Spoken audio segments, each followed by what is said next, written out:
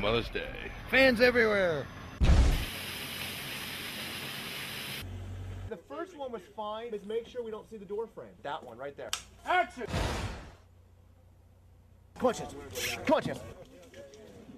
You know how we use about blood. So you're coming out with the shotgun. You're going to kill everyone. This is going to be violent. You got to shut her up. This is going to be painful with the sound design, with the screaming, with the close-up of your skin tearing. It's going to be fucked up. That looks fucking great. So intense, Darren. Physically just fucking dragged my ass. I'm going to twit that right there.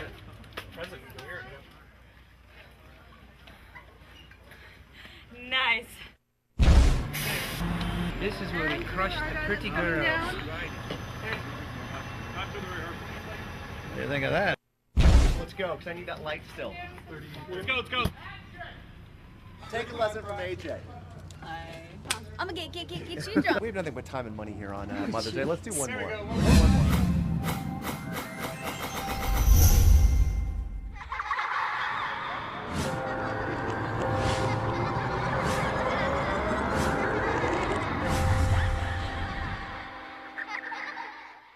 Hello and welcome to the lucky 13th episode of This Week in Horror. I'm your host, Matt Robb, joined alongside the only other woman I'm allowed to call Mommy. Please call me Mommy. Miss Stacey Lane Wilson That in is the me. house. And you might be asking, it's kind of a weird intro. And yes, it's a weird intro because we're bringing you Mother's Day early, like 2 months early. Yeah. Like a little, like very early. But there's a reason for that. We've got a lot of awesome stuff that we want to get to. But before we do that, I want to introduce our undying dead carcass, Gary. Gary, he's over here. He's hanging out. He's next to Stacey. You'll see him later on. Don't worry. Oh, are you referring to me or that? Okay. Just our undying corpse, our Excellent. sidekick. You're an undying corpse. though, Yeah, aren't a you, little dude? bit, yeah. We'll get to you. All right, I'm sorry. Back to this guy over here. I'm sorry. Excellent. And speaking of the undead, I definitely wanted to give a little shout out to Monster Palooza, the art of making monsters, or the art of monsters in general. It's an awesome show. It's coming up April 8th through the 10th at the Marriott Burbank Convention Center. It's going to be 200 vendors, some awesome presentations, incredible guests from Malcolm McDowell to the original Creature of the Black Lagoon. Wow, you mean he's going to be there too? The original creature. Wow. And I guess you can't even, you don't even remember his name, do you? Because I do. No, it's a Gary. It's not Gary. It's not Gary. It's Rico Browning. Oh. And I'm not reading that at all. I remembered that using my brain. So that is going to be happening April 8th to the 10th. So you're going to want to check that out. We do have some great stuff to get to. But before we do any of that, joining, of course, our Trailers from Hell segment that we do every week. We've got another great one I love with those our Trailers guest from Hell. tonight. Our guest tonight is featured in our Trailers from Hell segment. All right, let's check it out. Let's take a look. Hey guys, this is Darren Bousman, and I'm here at Trailers from Hell. Honored and excited to be able to talk to you about one of my favorite and most influential movies, the 1972 disturbing, intense shocker, Last House on the Left, from one of my favorite directors, Wes Craven. This movie's had quite an impact on my career and kind of shaped the movies that I watched growing up. And then eventually the movies I found myself responding to and eventually making. So let's take a look at this gem, Last House on the Left. It rests on 13 acres of earth over the very center of hell. So first off, guys, I'm going to say this movie is not for everyone. In fact, it's not for the majority of people because it's brutal, it's unflinching, it's raw. And I think why I responded to it so much the first time I saw it was for one particular scene. It was a scene featuring David Hess, who plays Krug, who you guys will know from Freddy Krueger was based on that name from this movie. It's a scene where he has just finished raping and carving his name into one of our lovely lead actress's chests. It's not a family movie, so don't get that impression.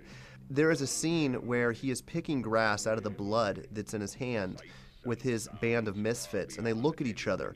And there is this feeling that you get on their face of complete regret and almost disgust that they have just done. And it's basically bringing a human moment to these very inhuman people. And that moment stuck out with me throughout the entire movie. It's extremely raw in its portrayal of violence in this movie and the retribution to the violence that occurs later.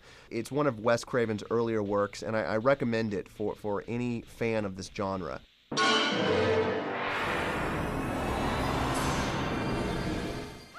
One of my favorite movies. Truly hellish. It really was hellish, very hellish. So with that, I know we already blew our load, but we're going to do it for real this time. Ladies and gentlemen, our guest, the director of Saw 2, 3, 4, Repo, a genetic rock opera, and the upcoming 17 films you've got this year. Ladies and gentlemen, Darren Lynn Bousman is in the house. Thank you. Hey, Thank Darren. Thanks, you. guys. How are you? Good to be here. Good to have you. Good Sitting to have next you. to this cool guy over here is pretty awesome. Yeah, he's hanging out. Everybody's stuff. just hanging out. He's got a little gown. It's a little chilly. Yeah. Good stuff. And it says what the end is near, but that is not true because our show has only just begun. Ah, good. Not unlike the Carpenters. Do you play drums, by the way? I play absolutely nothing.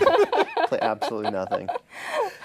Well, let's kick it off. Yes, Let's kick it off do with it. that. Questions? Let's Okay. do that. Let's start right into this. Now, a lot of people know you from the Saw films, Yeah. 2, 3, and 4. Now, I heard a little rumor, correct me if I'm wrong, but the Saw film 2 that you wrote and directed wasn't originally supposed to be a Saw film. Is that right? Yeah, I growing up all throughout grade school, middle school, I loved writing, and I always saw myself being a writer before ever being a director. Then I started writing and shooting my own things. It started with like writing plays, and then it got into writing short films, and I love just writing and shooting stuff. When I got to LA, it's not that easy to go off and do anything. So I was taking PA job after PA job, and I saw myself becoming increasingly more and more miserable, upset, and I felt this sense of entitlement. It was horrible. It was the most cocky, arrogant thing ever. I think I still am cocky and arrogant, but this was like a worse because like I'm watching these people on set. Example on Van Wilder. I was a PA in Van Wilder, and seriously, my job, not an exaggeration, was to hold cigarettes and Coke cans for like Tara Reid when she was doing a shot, and I have to hand it to her when she gets back done, and I just get more and more upset and bitter and angry, and I started being fired from every single job that I had because I didn't want to be there. I wanted to do something else. I came to Hollywood to be, something bigger. And I wrote this script basically called The Desperate about my desperation, about what I would do to actually get what I wanted. And I exaggerated it horribly. And basically the premise of The Desperate, which I still would love to make as a movie, I think it would change so much when it became Saw 2 that I could probably still make it, was about 10 different people who were desperate in various avenues of their life, and you meet these 10 different people who would do anything to get out of this desperation, having to willingly participate in this game in a house where they all have to be killed or be killers. And it shifted numerous times to become Saw 2, but what had happened was the movie, I tried just to go all out. I tried to upset and offend as many people as possible because that's the only Good way. job. That's the only way you're going to get noticed. Because going in the middle of the road, you're just going to get. I think as Karate Kid said, you walk the right side of the road, you're safe. Left side safe. From the middle, you're going to get ran over. And that's what it is in screenwriting. I didn't want to write a middle of the road thing, so I tried to make it as violent and upsetting as possible. And it caught eyes. A lot of people said, "This is horrible. Never send us anything again. This is disgusting and depraved. Send us nothing else." But Twisted Pictures luckily read it, and they loved it. And so one thing led to another, and it turned into Saw 2, and I got attached to direct it.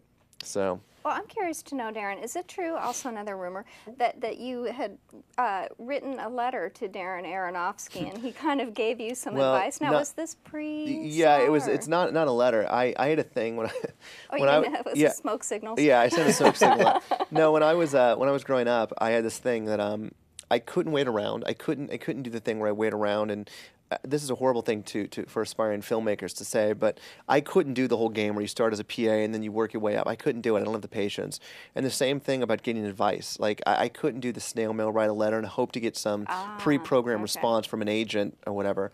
So I had just finished watching Pi. Pi had just come out, and I loved the film. It was awesome. This is before Requiem for a Dream or anything like that. And I wanted to talk to the director. I had to know how he did this. And so Aronofsky in my mind was an unusual name. I'm sure there couldn't be many Aronofskys in the phone book. So I went, knew the news from New York, and there was 3 Aaron Aronofskys. And the second number I called, I feel bad in retrospect now, but this lovely elderly woman answered, and I said, "Is Darren there?" And she said, "No, he doesn't live here." And I was like, "Oh," and she said, this is his grandmother. And I was like, I was in the middle of an interview with Darren, and her phone just cut off, and I tried his number back, and it went straight to voicemail. She goes, let me give you his home number. And next thing I knew, I'm on the phone with Darren Aronofsky, and after like 5 minutes of him being like, "Wait, how did you get my number?"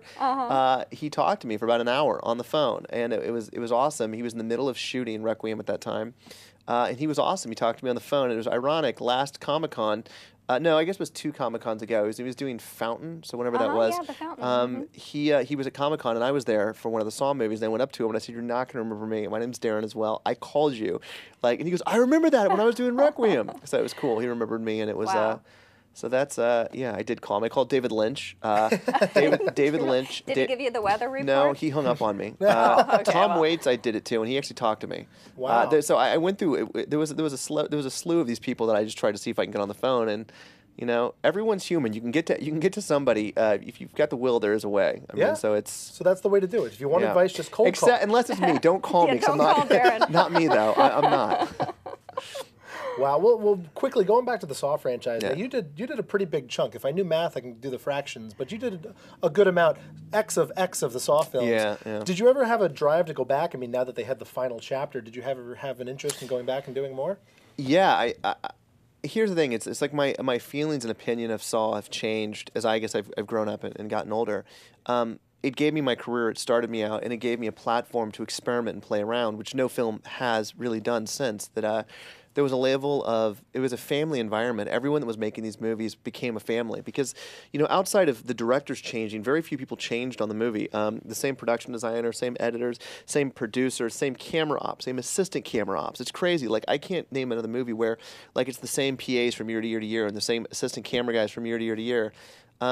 So I do miss it. I look back on it now and that kind of camaraderie and that feeling of like I knew everyone had my back and it was so safe and so comfortable in that environment. And I'll never forget when we were doing Saw 3, Lee Whannell, Tobin Bell, Shawnee Smith, and myself sitting around a table redoing the end to make the end work, and it was awesome. We were there all night, and there was food on the table, and Tobin would be like, "What if I said this?" and Shawnee, "What if I do this?" And I'll never forget one of my favorite moments in that film. And kids, close your ears now, but the part where Shawnee Smith is like, "Well, fix me, motherfucker, fix me. I'm standing right here." I remember getting chills when we thought of that whole thing sitting around the table, and to know that there was that level of support that they would let us do that. I haven't seen again in a long time. So I think going back to the Saw franchise, if they ever would allow that, I would love to do it. And I'll say that I don't think I would go back in to do another sequel of the Saw, but if I knew that again it was a conclusion, it was a wrap up, something like that, I think it's an awesome experience. The final chapter. Yeah. Well, how many times has Jason died? I can't know how many times it's Jason go, "No, we promise you this time he really is dead." Until we decide to do another one. Exactly. Yeah. And so I think that if it really was a conclusion or something like that, then possibly. Interesting. But that's if James I wouldn't Wan have or thought Lee doesn't.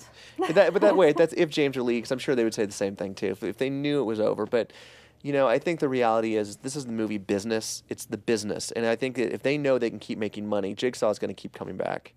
Maybe not Jigsaw, but that world will keep coming back. Somebody will keep coming back. Someone and will keep torturing coming, all yes. these poor people. Exactly. We hope so. I'm sure Yeah. Jigsaw had a son that we didn't know about that is Right. getting in his teens right now. That's getting Peace. He upset. calls Yeah. his son Peace. Yeah, exactly. Jigsaw's son Pieces is is coming Peace. back. Yeah. Exactly. Yeah. Exactly. Excellent. So then you went from that into even more experimental territory with a genetic rock opera, Yeah. which is my favorite. I love that Well, film. thank you. Absolutely love it. Thank Yeah. you. I think as a filmmaker, I hope I'm wrong. I seriously hope I'm wrong, but it was the most rewarding experience, and I think something that changed me and how I look at movies and how I want to make movies. Because with Repo, there was no P&A fund, there was no billboard ads, there was no bus stop ads. It was basically the people that made the movie believed in it so much that we basically sacrificed years of our lives and went out and promoted it. And I know one of the big hates that we get on Repo is we tried to force a cult phenomenon, like by the websites that we went to and the Twitters and all that other crap. It was amazing to actually see this occur, and there was basically, we started in a car and drove across the country, and we saw how this groundswell built and got bigger and bigger and bigger. And it was the most amazing things as I saw this little movie basically become what it is. With Saw, it was there. There was billboard ads telling you, Saw is cool, go see Saw. There was trailers saying, hey, we're awesome, we're coming out in a couple weeks. Yeah. And so people were kind of spoon-fed to say, okay, this is going to be cool, I'm going to see this. With Repo, that didn't exist. It was just word of mouth. It was people saying, I saw this crazy, weird thing, you got to go see it.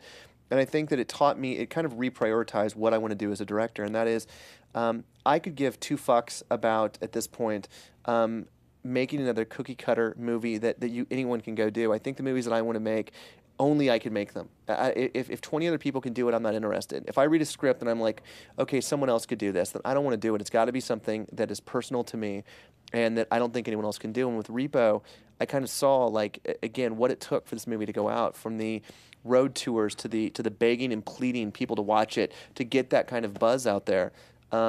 It's, I look forward to making more movies like Repo. That's the kind of style of movies that I want to do. Interesting. Yeah. Very interesting. But the cool thing about word of mouth, at least from as a consumer, is that never goes away. The billboards eventually fade and the trailers eventually fade, but word of mouth, I'm still telling my friends about Repo, and they're still going out and buying it, and renting it, and watching it. So that never fades. That's something that keeps it immortal. I think that's what makes it real, is because if you look at movies that the popular movies that are #1 for the weekend, again, you have billboards and you have trailers and radio spots telling you this is cool, go watch this, and then you watch it and then it's gone. You might see it pop back up on DVD. The thing with the Repo, which is awesome, is there was never that out there. It was just people like you guys saying, "Oh, this is cool, you should check this movie out." And a fun fact is we started in 2 theaters. 2 theaters are 2 places, New York and LA, and now we're in hundreds of theaters, hundreds. All over the place. And in fact, I just got done doing a movie in Spain. It was insane. We're walking in Spain. It's an insane story. I'm walking down the street in Barcelona, and across the street, these 2 people scream out, "Testify, Repo, Repo," and they're screaming across the street. And it's like no one told them to do that. There was no late night talk show host with me on there talking. There was nothing. They had heard about it through their films. It was in a foreign country. And to me, that's the most rewarding experience as a director, is knowing that your film affected people. And I think that I never saw Saw affect people. I'm sure it did, but it was so big. It was in a machine. But to be able to watch Repo affect people and change people is something that, again, I hope to have that again in my career. Well, would you ever consider doing a sequel to Repo, or do you think that it's so special that it should stand alone? It's a hard question, and no way I can answer it. I can't ever say the right answer to that. It was always conceived as a 3-part thing, and this is the middle part. There was always a prequel and a sequel that follows it. That being said, something that I've hinted about a little bit, and I'll hint about here without getting too much into detail. The minute after we finished Repo and we saw the kind of how we felt after making it, I'm telling you, it was a soul cleansing. Repo was a soul cleansing for me as a filmmaker. We wanted to do it again. We wanted to immediately go back in and do it. And for a year and a half now, Terrence Zadunich, the co-creator, and myself have been trying to figure out what can that be. Is it a sequel? Is it a prequel? What is it? And we must have thrown away 50 ideas. People we would read something that we wrote and we'd throw it away and say, this is trash. A couple of months ago, we found it. And Terrence and I came up with the idea, and it clicked with both of us. It just, the light bulb went off, and we're like, this is it. And we've been working around the clock, nonstop, with the same, basically, people involved with Repo to make this a reality.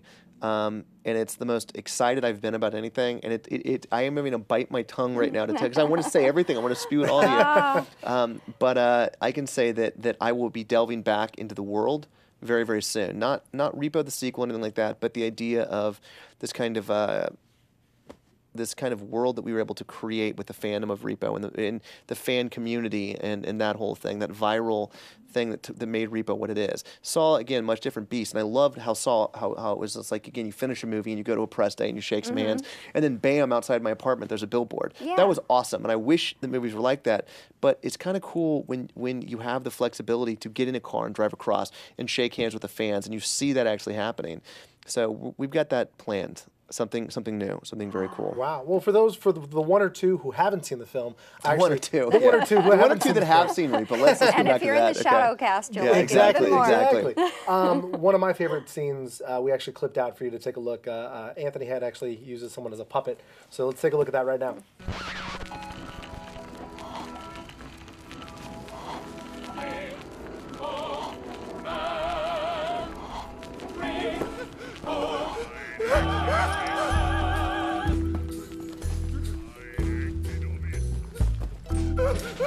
It's a thankless job, but somebody's got to do it. Peeling off the tissue inch by inch, skinning off the muscles too. Harvesting the kidneys for the fall, saving up the livers in the fridge. No one ever thanks me when I'm done. How self-absorbed people can be. With a slice or a snip. Eeny, meeny, miny, mo. With a cut and a stitch. Returning organs good as new.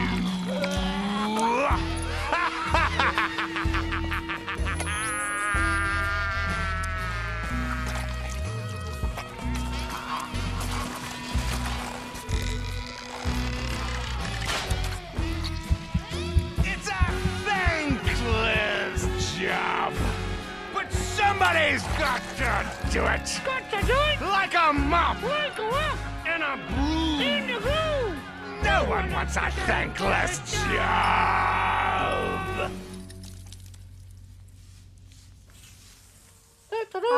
It's a thankless job, but we got to do it. We got to do it. Now, Anthony Head, a lot of people, they synonymize him with Buffy. Is that where you found him? You know, it's crazy. It is. What's crazy about Anthony Stewart Head, and this is, again, one of these serendipitous things with Repo, we had a list of like 20 people for every role. And the first person, the very, very first person that I went in with, as I said, I went Anthony Stewart Head, and I was kind of met with the same reaction of everyone who. And I said, no, Anthony Stewart Head, he's awesome. Yeah. And they were like, no, Bon Jovi, Lenny Kravitz, and I was like, no, Anthony Stewart Head. And a little known fact, well, maybe it's getting more and more known now. We ended up casting another amazing person as Repo Man first was Patrick Swayze. Patrick Swayze was cast as Repo, went in, recorded, I have some amazing footage of Patrick Swayze in that role, doing early recordings of it. Patrick ended up dropping out 2 weeks before we started recording the album. And immediately there's this big hole left, and I go right back to all the producers, and they said, who do you want? Top 3 people. And I go, not top 3 anymore, top 1. And I went back with Anthony Stewart Head. And they said, we don't know who Anthony Stewart Head is. It's not going to work. And so I made copies of Once More with Feeling. I brought it into every one of the producers' offices. And it's, again, weirdly enough, Anthony Stewart Head happened to be in town for 1 week. So I call Anthony. I call the manager up. I find out this, and I beg. I plead, please let him come in. Please let him come in. So he says, okay, I'll come in. He learned the song, Legal Assassin. And immediately, I have a man crush on him. I'm not gonna lie. Immediately when he walked in, like I was like, it's him. It's 100% him. And the producers were there, and I think everyone kind of looked at each other and said, "You're right. That's him." And I am so lucky. Pardon me, I just belched on TV. That's probably not a good thing. I apologize. I lucked out more because in retrospect now, I can't imagine anyone else as Repo Man. He is Repo Man. Absolutely. Him So I was and lucky. Jude Law. Jude Law and Forrest Whitaker.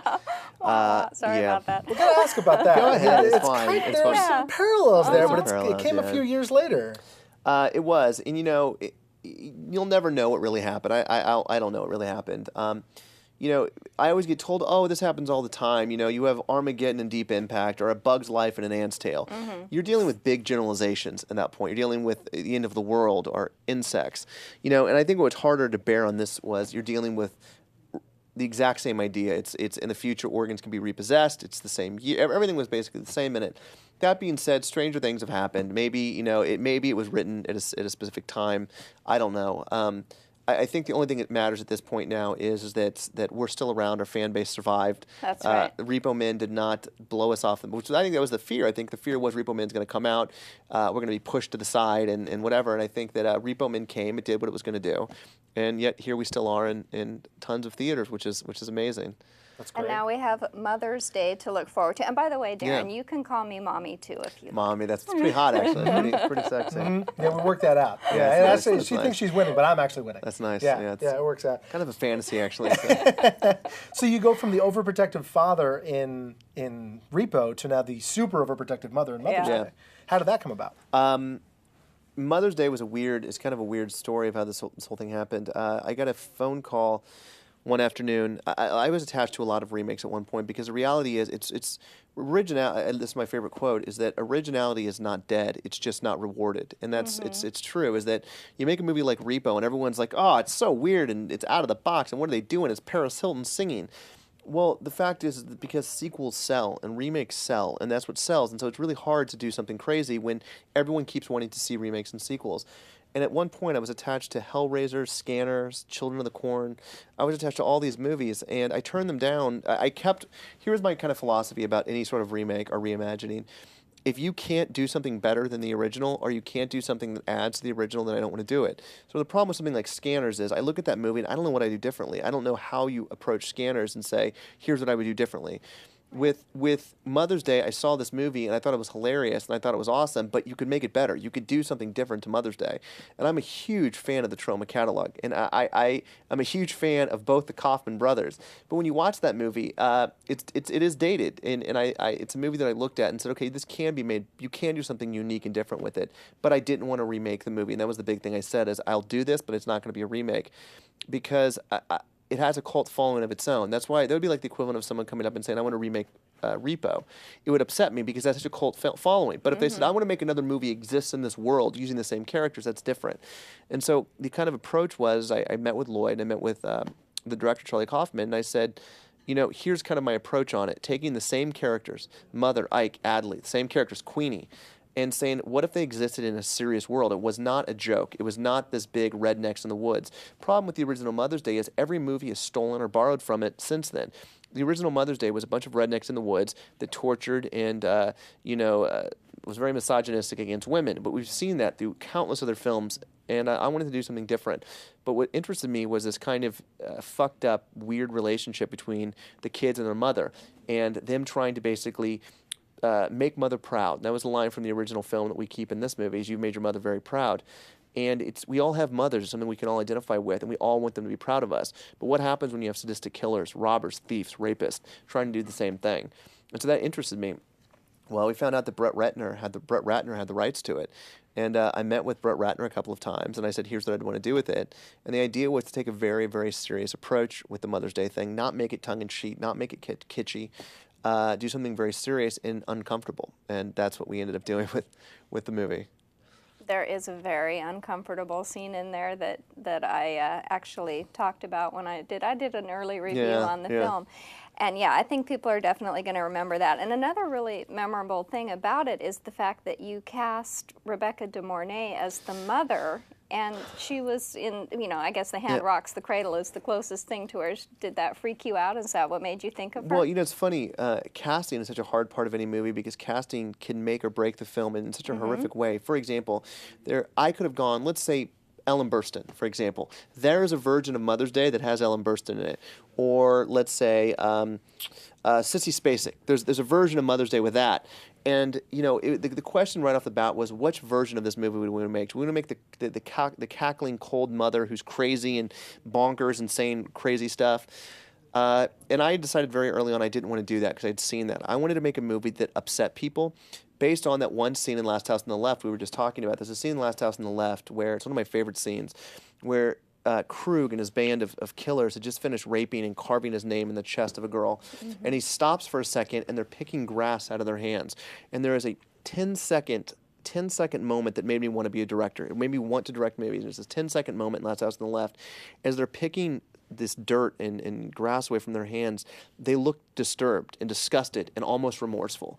And it was such a kind of weird thing to do, to take these horrific killers, rapists, murderers, and actually show pity on them for a second and then turn it right back around. And I wanted to do that with an entire movie. Take these horrible people, but make them human. And I think that one of the things that makes Mother's Day unique, and I'm most proud of, is there are no clear-cut villains in the movie. Everyone's a shade of gray. The victims are as bad as the killers, and the killers are as sympathetic as the victims. And I think that is going to upset a lot of people and alienate a lot of people, but it's what I love about the movie. Wow. Wow, let's take a look at the trailer. Yes. We actually have a cut right now. Then we'll talk about the trailer after you take a look at it. Yeah, we will. Go ahead.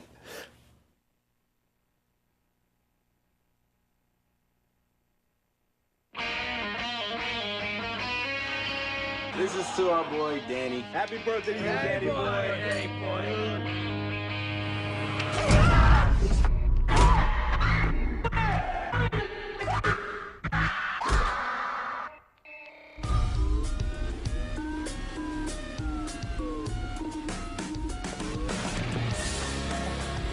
Please, get out. Make yourselves comfortable. It's very simple. You fail to cooperate with anything I said, your husband and your friends are gonna suffer for it. What are you guys doing? What are you doing? Please don't do this! Please don't do this! No. Don't do this! Now remember, behave. Can't just sit here and wait and hope for the best. I say we do something.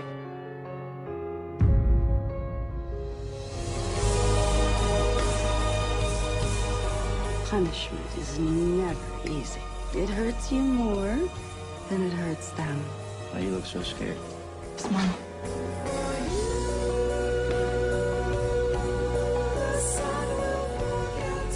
Run him down. No! I'm proud of my boys. They never forget their mama.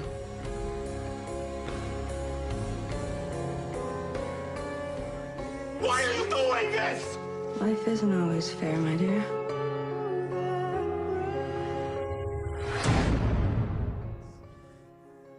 If you hurt any more of my friends. You've got gumption. Good for you. Looks pretty uncomfortable. That was. Can we just not talk about that trailer ever again? I wanted that. So that's your favorite trailer ever? Yeah, that's my Yeah. favorite. Okay, first off, I'm gonna look directly in the camera, so make sure you get a close up of this. Okay. That was not the theatrical trailer of Mother's Day. That's not a trailer of Mother's Day. Stacy actually cut that together off footage that she pulled. No, you know, I think one of the hardest things about being a director, and this is, I don't think I'm ever gonna get over this, is letting go. That once you finish a movie, you have to let go of it, and it's no longer in your hands. That was a sales piece while we were still shooting the movie. We were in Winnipeg at the time, and that was 9 days worth of footage, 9 or 10 days worth of footage off a 34-day shoot. And AFM was about to happen. It was AFM or Berlin, I forget which one, it was about to happen, and they needed to cut something together. So they were like, we quickly gave them selects, saying, here's some cool stuff that we shot, and they cut together a trailer based on a 9 or 10 days worth of footage. Then we scored it basically because it was never going to be shown to the public, and we had awesome music in it. We had Muse in it. We had Danzig's mother. We had Ozzy Osbourne's mom. We had this awesome thing. So what happened was, since our movie got held, it was supposed to be released a while ago, and it got held. The foreign people just took that trailer from AFM, pulled the music of it out, slapped in, I don't even know what that music was, I don't even want to talk about it, slapped that music in, and then it gets released online because there is no domestic trailer. So everyone sees that trailer and they're like, and what kills me is in my mind, Mother's Day is probably my favorite directed film. Repo is a better experience for me, and I love what Repo did, but I think if I was to say, here's me as a director, Mother's Day would probably be it. And I'm so proud of it, and I've talked about it, but what's happened is, since the release was held, we're getting slivers of things from other places, such as, I think that came from Germany. So people are seeing a German trailer, which I didn't supervise. First off, that's the wrong aspect ratio. There's no color correction. No color correction in it, and that's a couple days worth of footage of the movie, and so people here think that's what the movie is, and that's not what the movie is. So it pains me every time I see that trailer, and I'm glad that you actually showed it so I can actually say what it is you're watching. And a lot of times, I must get 100 tweets a week or 1,000 Facebooks a month. Where's Mother's Day?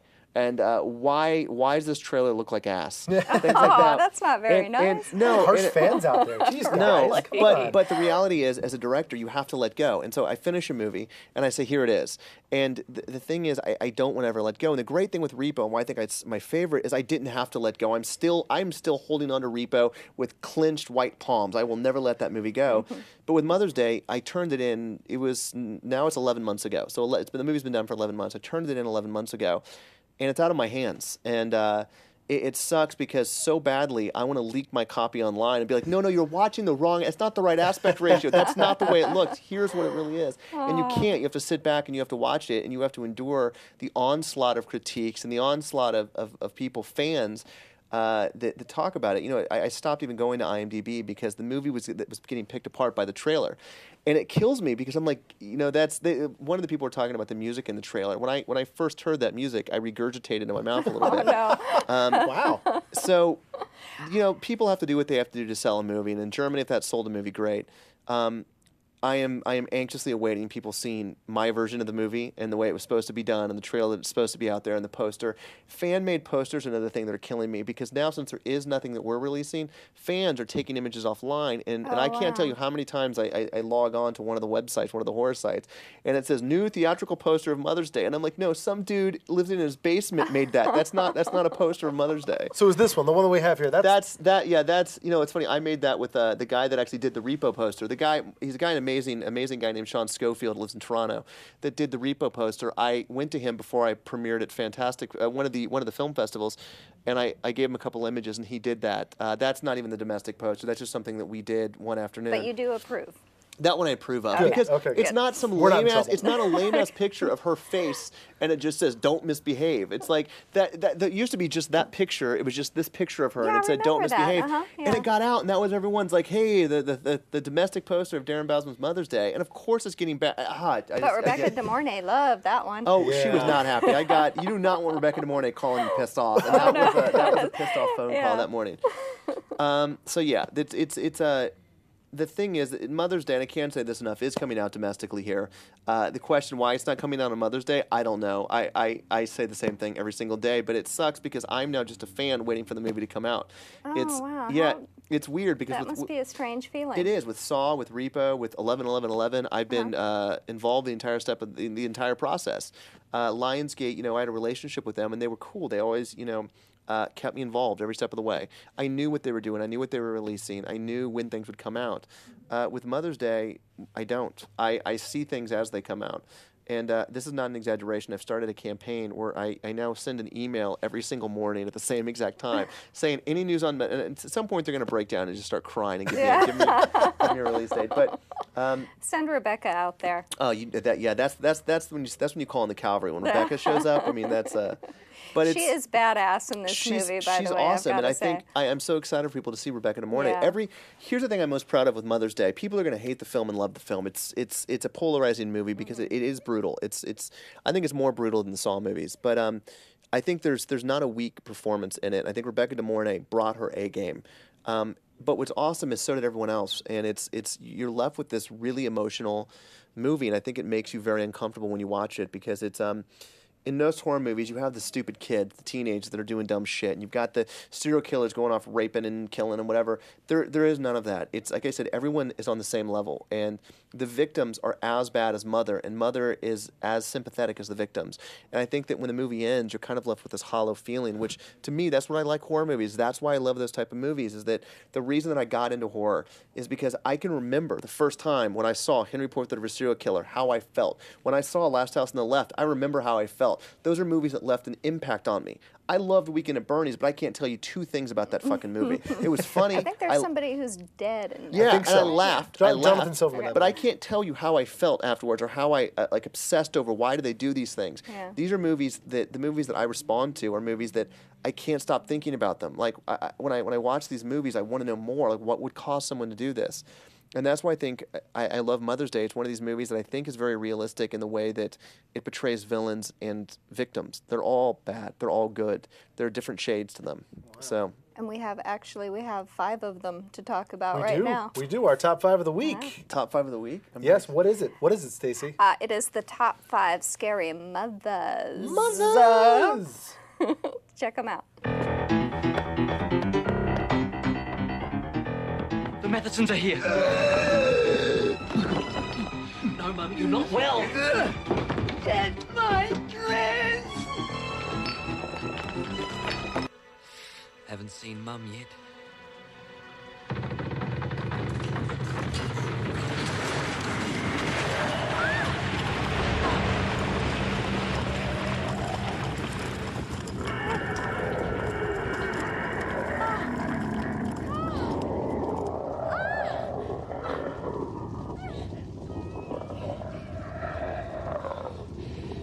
Come to Mommy, Lalo.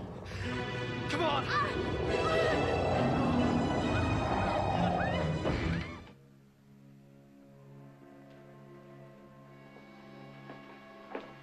Mrs. Bates.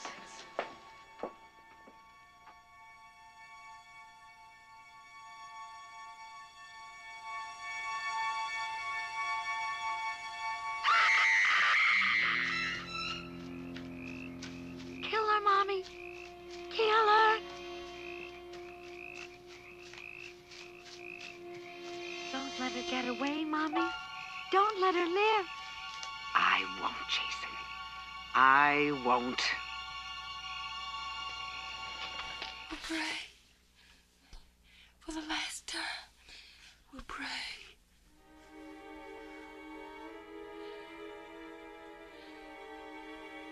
Our Father, who art in heaven, hallowed be thy name. Thy kingdom come, thy will be done.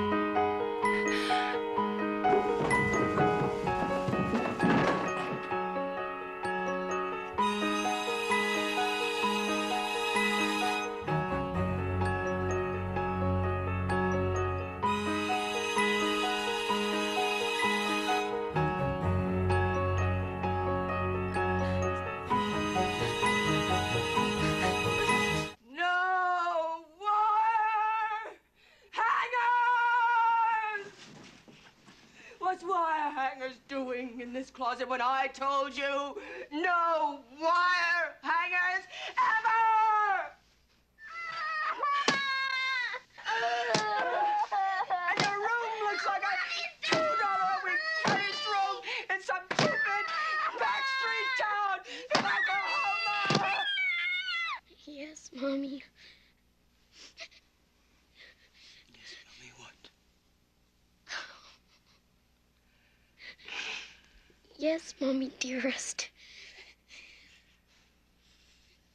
When I told you to call me that, I wanted you to mean it.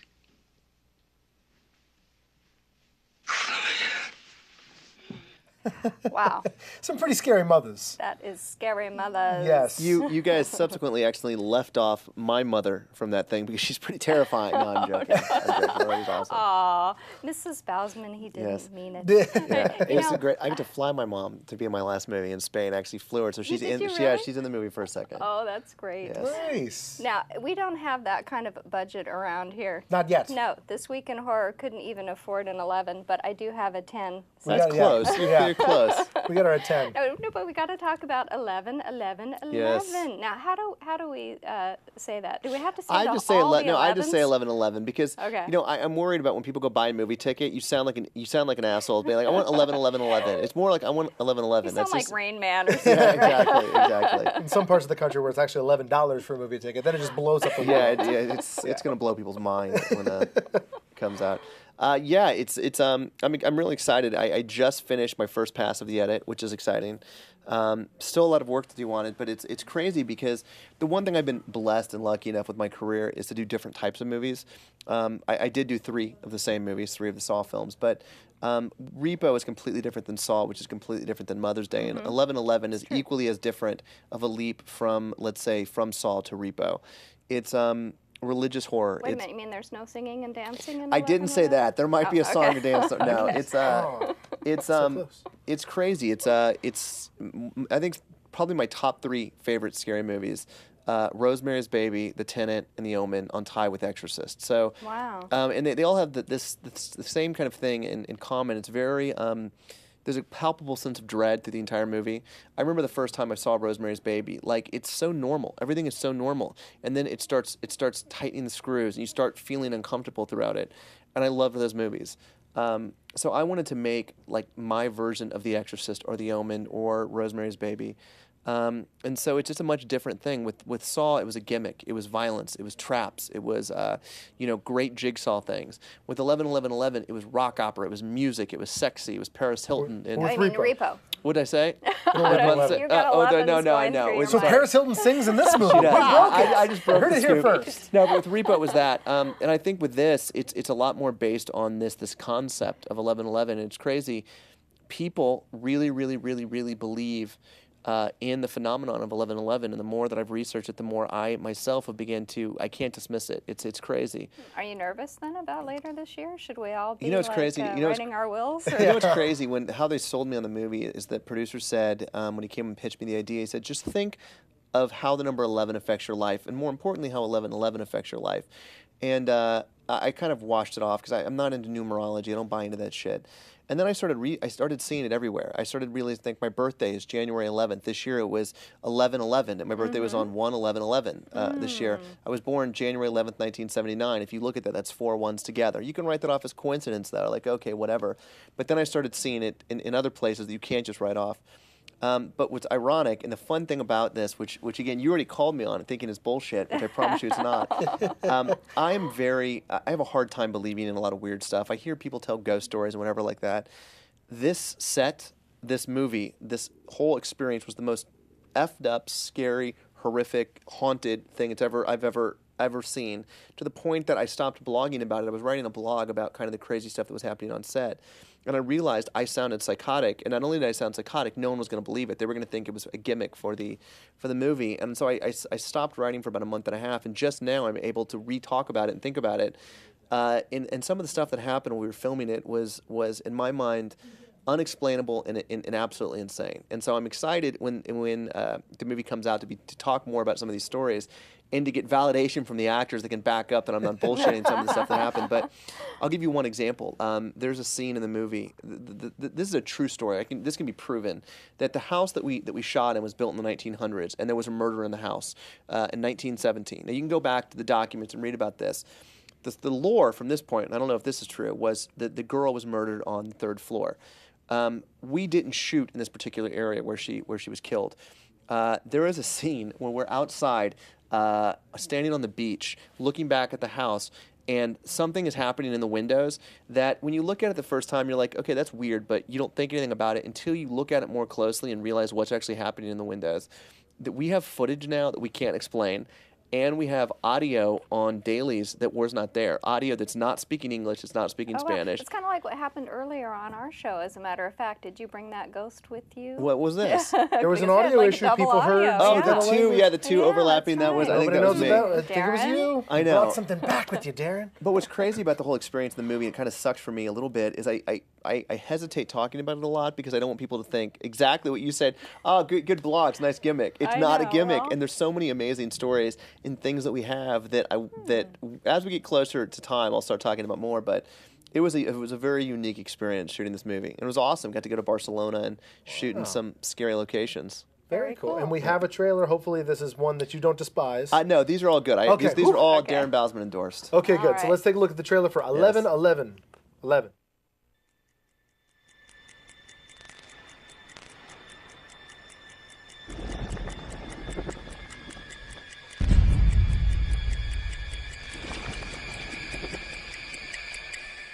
Look at the time. 11:10. It's 11:11. I was wearing that when I was in my car accident. Didn't walk away without a scratch. It's the time of death on David's death certificate. Mom, date she died, November the 11th. Brother, be careful looking for meaning where there is none.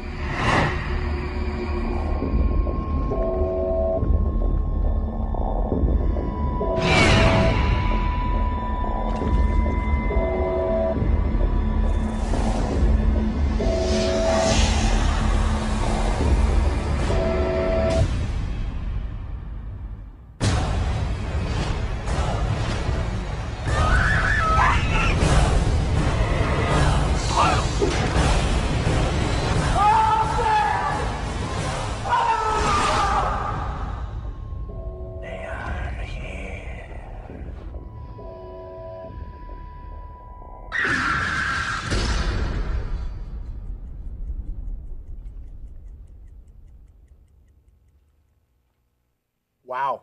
So scary we had to get beers. I know. That's how intense it was. That's how intense. So you're okay with that trailer? That trailer? Yeah, you know what? I will tell everyone, the plug is there are 3 trailers for the movie out. That was one of them.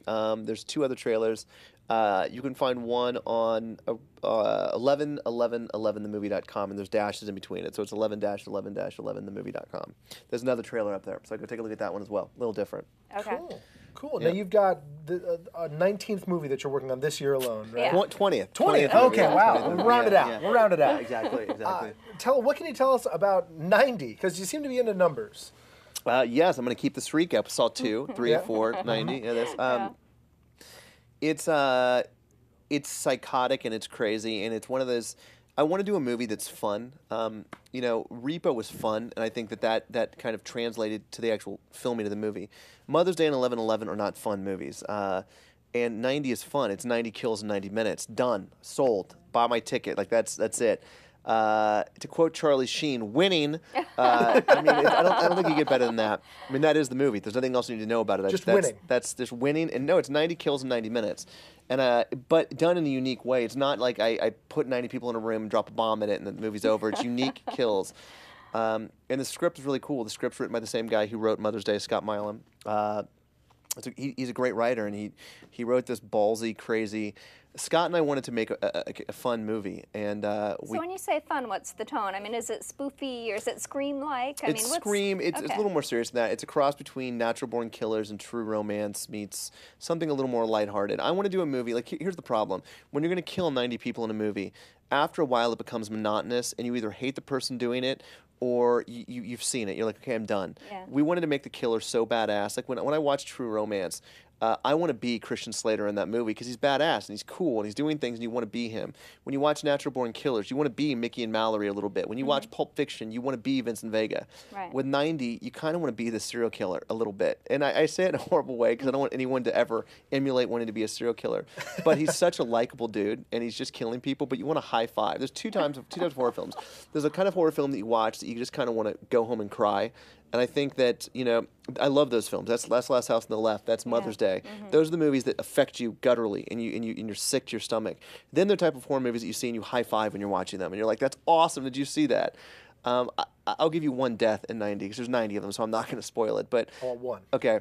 There's one where a girl is trying to chase after the killer's car, and she jumps on the car and she gets tangled up in it, and he goes, those spike things that come out of when you can't back up over them. Oh yeah, Severe tire so he goes over the spikes and her fake breasts get caught on them, and he reeks forward and her boobs come out like the silicone. Oh my God. But that's one of the more extreme ones. It's also very serious as well. But I could tell. Yeah, no, but there's all right, sure. But it's fun. It's one of those kind of movies. But it's also pretty badass, and the characters are cool in it. It's like True Romance is the best kind of example that I can say, because True Romance is one of those movies that everyone in it's cool. You look at Christopher Walken or Dennis Hopper or whoever it is in the movie, and it's just cool. They're cool in it. I think that Scott did a great job making all the characters cool in the movie. So it's not just senseless killing, but you actually like everyone in it.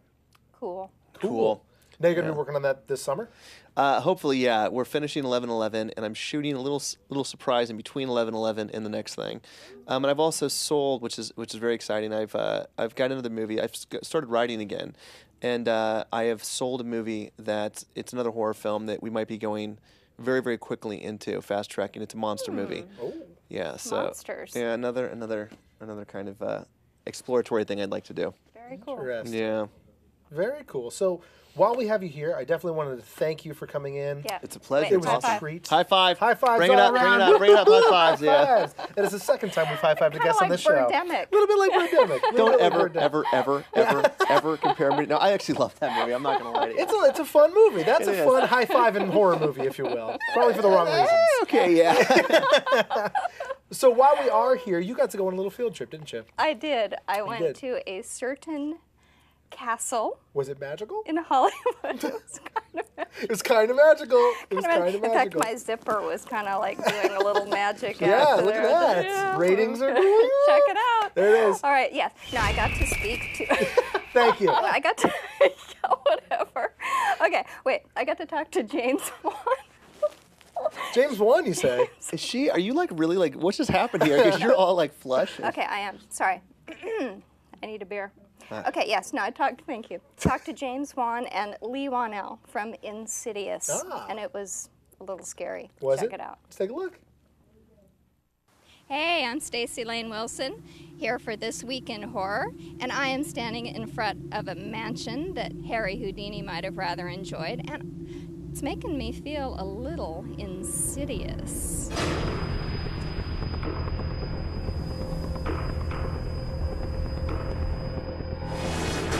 There was something in there with him.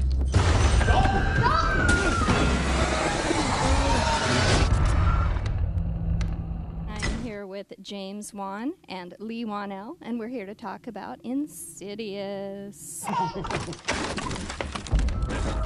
It was an idea that Lee and I have had since even before Saw came around, and we've always we've always been big fans of haunted ghost stories, and when we were deciding which particular film to go with, we cooked up this idea, and we also cooked up the idea for a story about two guys stuck in a bathroom, and we went with that one instead. I'm glad we went for the bathroom idea. Now, you do have some great sort of scenes here with seances, and was that something that was like a dream project to write for horror fans? Seance is always awesome in a scary movie. Because if done right, they're very frightening. You know, like they're really creepy, especially since seance is something that a lot of kids have tried to play with since they're very young, and you always hear stories of people doing stuff that they shouldn't be doing, and they end up reaching out to something out there that they shouldn't be reaching out to, and it's that idea, that sort of chilling concept that Lee and I wanted to kind of play up on. What does it feel like, actually, to know that you sort of spawned a whole genre of torture porn, which is not necessarily, I mean, that kind of happened after 2, 3, 4. It wasn't really in your film. Yeah, I agree. I think the first Saw film was a lot more about atmosphere. It had less of the gore and the traps, so to speak, that the series became known for. And then, of course, as the sequels progressed, the law of sequels, where it's got to be more and bigger, applies. And then, as they made more and more sequels and got up to 5, 6, and 7, it started to really get full on. So, I think that it was interesting for James and I to watch it, to watch the franchise get branded with this particular brush, but. At the same time, it's fine. I think the producers, Mark and Oren, did a great job with the films, giving the fans what they wanted. The fans of the Saw films love the series. They love the way the narrative is intertwining and the characters return. And James and I, we have nothing but affection for it. Now, James, you have yet to do a sequel. Is this something that's a really conscious decision, or if there were to be another Insidious, would you be into exploring those realms again? I felt with Saw, I didn't really want to repeat myself. I felt like after I made the first one, I had already told the story I wanted to tell, and there was really no reason to kind of come back to it. And I don't want to talk about sequels to a film that hasn't come out yet. seems kind of silly, and Lee and I are very superstitious, so... Yeah, we are at the Magic Castle, so there is... We should point that out. This is one of the greatest places in the world. This is super cool. This is my first time here, and it's exciting. So, guys, we have like the whole Magic Castle to shoot, and you decided to shoot like a big close-up against just a white velvet. Well, Houdini is hiding back there right now. Hiding back there. Believe me, right behind you guys is an amazing tableau of magic and sorcery, but you won't be seeing it. You'll be seeing us wedged into a doorway here, like a couple of orphans asking for bread. Now, I'm curious to know about the casting of this, and you play a great sort of a ghostbuster in this, but you've also got a few other people in the film. Can you talk a little bit about... Really? All I remember is Lee, who played the ghost hunter, and who else was in it? Well, like there was supporting cast to your main lead character.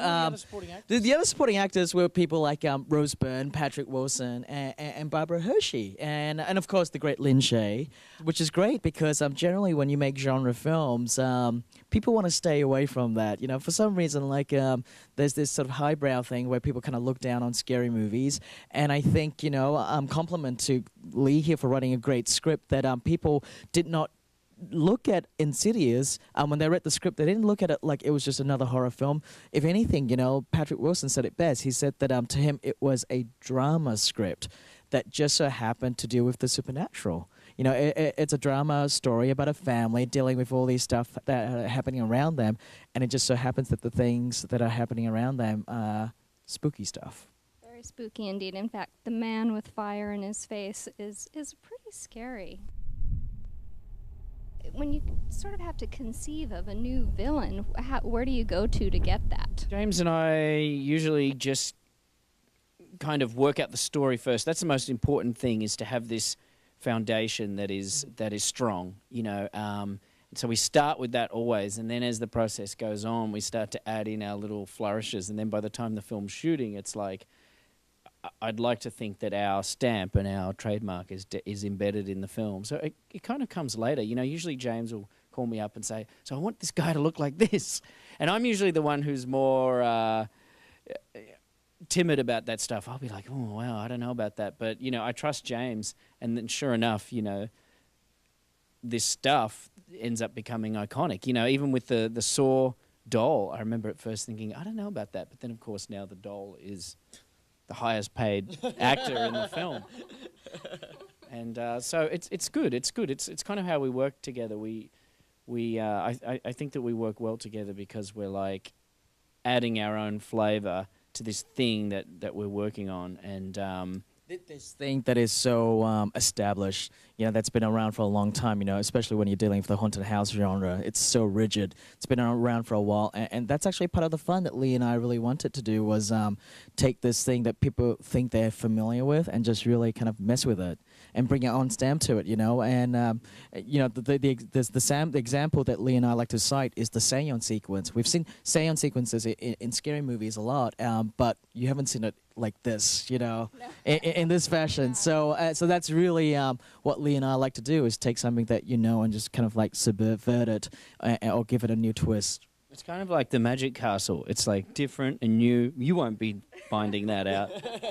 We got B-roll. Yeah. It's called B-roll. All right. So when they're interviewing us, they're actually cutting around. They're the cutaway shots to see what's going on. In the famous Australian illusionist. I don't know if the camera can just swing over there. They don't need to swing. They can just cut to it later. Really? Yeah, do pickups. See, he's always directing. No, look, man, I like to get all my coverage in one shot. All right. I'm directing this film, not you. You want to go for that Paul Greengrass sort of like swinging back and forth look. Shaky cam. That's it. Now you're talking. That's how we want to do this whole interview, man. Lee should play this as like Jason Bourne, I think. Wait, I need a toaster to fight you guys with, though. I did a set visit on Dead Silence. Only dogs in Toronto, and I remember speaking with you there, James, and you were talking about how Poltergeist was one of your favorite films of all time, space, and dimension. Now, there is sort of a poltergeisty feel to this. Now, how much of that was sort of self-aware, and how much of it was organic?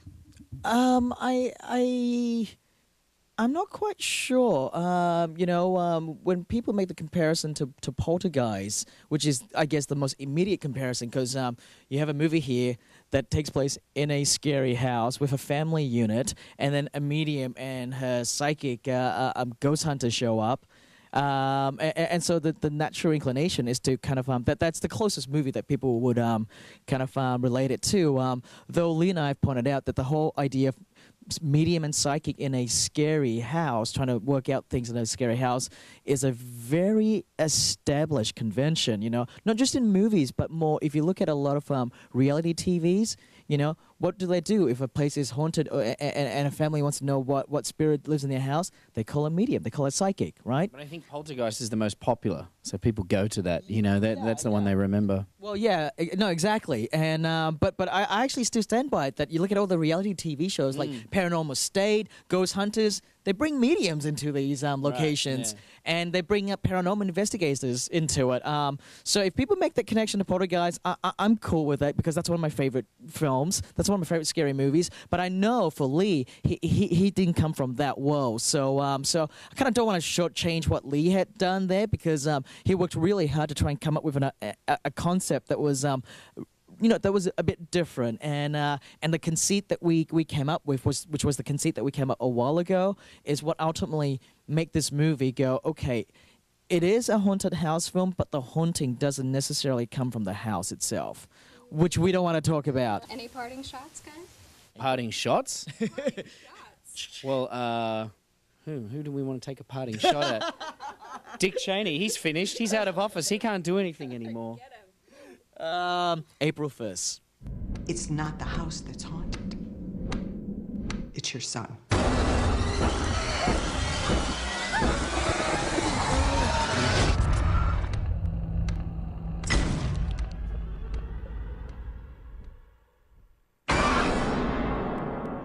Wow. Pretty insidious stuff. Insidious indeed. Pretty insidious stuff. So actually, while we've been sitting here, Darren, you booked another gig on your phone. Is that right? I did. Actually, I just got the phone with Sony, and I'm actually going to be doing Insidious 2, Wow. 3, and 4. Wow. So you've heard it here first. That's excellent. But you know what? Just watching that made me think of a great Lee Whannell story. So we were in New York at this bar. Okay, so you know what? I actually am not going to tell that story because Lee would get very upset, but I'll tell another story that's equally as funny. Okay. Lee is a pretty hilarious guy, and he's had this. He is. I actually find him very hilarious, and he's a great storyteller. But he had this thing going all throughout production that he wanted to bring back the stars of like the 60s and 70s, like badass, guys that didn't care about shit. They would just do anything. I think Quentin Tarantino already had that idea. Well, Lee Whannell wants to take it to another level. Okay. Like he wants to be the guy that destroys the hotel room and throws the chair out, and then like pisses on the audience and comes out and like, so what? What do you care? So. The entire time we were on a press tour, he was like, "Come on, man, let's bring back the stars." Like he wanted to go back to like that easy. What's the book? Easy Riders. Oh, Raging Bulls. Easy Riders. Yeah. He wanted Peter to bring that Biskin, back. Like he wanted to be Dennis Hopper back in his heyday, doing all that kind of crap. And I'm not that guy. Like I just can't do it. But Lee, seriously, every time we were on an interview, he'd be like, "Come on, let's do something hilarious. Let's get drunk. Let's do whatever." So finally, it was the last night of our press tour. I forget where we were, but they had us in a nice hotel. I want to say it was Boston. We're in a really nice hotel. And we went out drinking. We went to this bar. It's a great story. When I write my memoirs, I'll tell about this New York bar.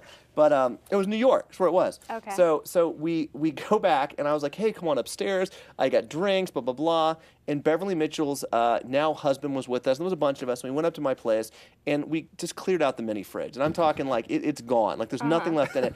And, No okay, let's honor cut to in the that point. honor bar, Let's cut to the point. yeah. I passed out. I want to sleep on the bed. Let's cut to... I hear a scream and I wake up and something goes flying past my head and then shatters on the wall. And I look around and Lee's like, "I'm out." And so Lee leaves, okay? And I don't know what breaks. And I look back and something got thrown. I don't know what it was. About 2 minutes later, I hear a knock, knock, knock, knock, knock at the door. And I didn't want to answer it. I'm drunk. I'm kind of out of it. And I hear, again, a loud knock at the door. And I get up and I open the door. And there's the hotel security guy standing there. He goes, "Mr. Bousman, do you want to explain to us what happened?" And I was like, "Oh, I'm sorry. My friends, they got drunk, and I'm sorry. It won't happen again." He goes, "Sir, I'm not talking about that. I want to talk about what happened in this hallway out here." And I said, "I don't know what you're talking about." And he goes, "Sir, please step out into the hallway right now." And I didn't want to go. And I was like, no, I'm fine. He goes, "Sir, step out in the hallway now. I'm going to call the police." And so I step out in the hallway, and I'm in this beautiful, it was New York, this beautiful New York hotel. And this hallway is huge, and it's long. I mean, it's a huge hallway. And it was a Saturday night, so they had all of Sunday's papers laid out on everyone's doorstep. Lee, and he still won't admit it's him, went through and took every paper and threw it up in the air.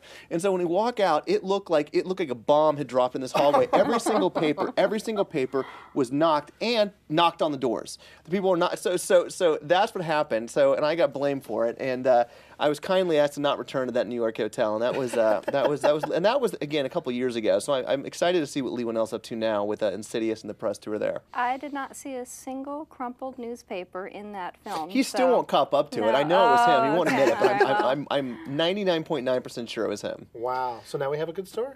Now we have a story we could pass on to our future There you go. I'm Anyone else trying to bring the rock star lifestyle back? Sure that it was him. Yeah, I don't know. Nick, you should get him on here and ask next time, was it him? Let's get to the bottom of this Okay, we'll do once that. and for all. Next time. Next time. So speaking of next time, you got to go on a field trip to a castle. I did. I got to go on a field trip to a business building in Los Angeles. Oh, wow. Yeah, one of those business buildings. How do you get all the sweet gigs? I know. You get to go to a castle that may or may not be magical, and I get to go to an office complex. I actually got to go speak with James Gunn about his brand new film, Well, that's Super. pretty cool, though. And it may not be a horror movie, but we both saw it together. It's pretty dark. horrific. Yeah. It is. I mean horrific in a good way, of course. Horrifically good. So I got to speak with James. Let's take a look at that. Don't steal. Don't deal drugs. Don't molest kids. I wrote the script in 2002, and I was originally writing it as a short film, but it was a story that I just sort of fell in love with. And I fell in love with the characters primarily. I fell in love with the character of Frank, who ended up being played by Rainn Wilson, and the character of Libby, who ended up being played by Ellen Page. Why do you need all those? I'm making up my own superhero. He needs a weapon. That'll do. Cool. It kept getting bigger and bigger and bigger until it was a feature, and then I felt a need to tell that story. A calling, if you will. Much like Frank feels a calling in the movie to go save his wife, I felt a calling to make this film. All it takes to be a superhero is the choice to fight evil. Shut up, crime. The story of Frank is the story of me, and if Frank is crazy, I am equally crazy. You know, it wasn't like, when I started writing it, I didn't expect it to be anything. I was writing it as a short film, so it kind of just went in its own direction. I realized at the end that it was a pretty dark movie and that it went in extremes in so many different directions. You know, usually a movie will be, maybe it'll be violent or it'll have dark comedy, but we have all those things. It's very violent, we have dark comedy, we have very extreme sentiment and sadness. You know, we have discussions of God in the movie, which very few films do. So it kind of just touches all these different feelings at the same time, which is something I love in a movie. Jock, he stole my wife. Can you arrest him? Sometimes it's better just to accept these things. It strangely was not that difficult getting the cast, except for that it took 7 years to get it. You know, I got Rainn first. You know, right away. My ex-wife, gave the script to Rainn Wilson, and he loved it. He, knew Ellen Page from Juno, and he gave her the script, and she loved it. We sat down, we got along famously, and she wanted to do the movie. And then Liv Tyler got a hold of the script, and I flew up to New York, met with her. We had like a 7-hour lunch, and I loved her, and she wanted to do the movie. And Liv Tyler is the one who actually got us our financing. Frank. I knew I was losing her. You know, because it was a very difficult time to raise money in Hollywood 2 years ago, and the movie's very dark, very crazy. And it was Liv Tyler who was the big enough star at the time to get us all the money. Interesting. All the 3 cents we got to make this movie. You just sit here and wait for crime to happen? That's right. This is so boring. I wouldn't call myself religious, but my girlfriend thinks I have what's called frontal lobe epilepsy, which is I have visions in the same way Frank does, and I've had them since I was a kid. And so part of the film is actually about my own visions, that when we see Frank's head open up and the finger of God coming down, I had an experience similar to that. It's difficult to describe, visually what happened to me from an interior level, but that's what those things were inspired by, yeah. You're not supposed to kill him! I'm just learning. You have to teach me these things. Now, a lot of people, they got into you from Slither.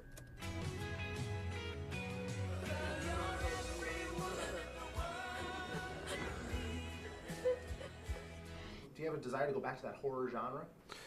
I really go by the story, and like right now I'm deciding what I'm going to do next. I have 3 or 4 different ideas I'm playing with, a couple of scripts, a couple of things that are being offered to me.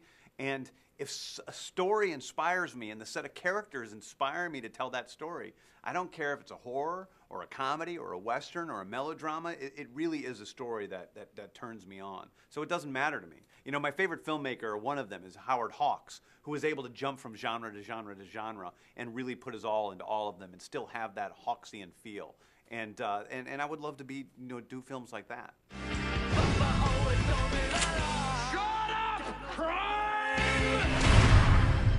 Oh. Great stuff. So that is our show this week. You gotta zip up. Zip up. She takes it down when we're off and up when we're on. That just about does it for us. Of course, you can check us out on Twitter. We are TWI Horror. If you are not following us, be sure to follow us because we've got little nuggets. Be sure and call me Mommy. Be sure to call Stacy Mommy, as I do on a weekly basis, sometimes nightly. And I know I'm going to subscribe on iTunes. Darren, you're going to subscribe on iTunes, right? I already do subscribe. See? Yeah, you got that. Wow, you're so ahead of your time, I know, Darren. right? Yeah, he subscribes, he comments. So if you want to be as cool as Darren Lynn Bousman, you're going to want to definitely go and subscribe on our iTunes and comment, because if you want our show to survive and keep going, we need to know what you think. If you like us, if you don't like us, I know you like us. So tell us how cool we are. I kind of like you. See? People like us. I like how my shoe is just kind of always in the shot. That's the other one, it's it's good. There we go. Foot power. There it is. There it is. So that does it for this week. Until next week, for Stacy Lane Wilson, I am Matt Robb. Take care, guys. Bye.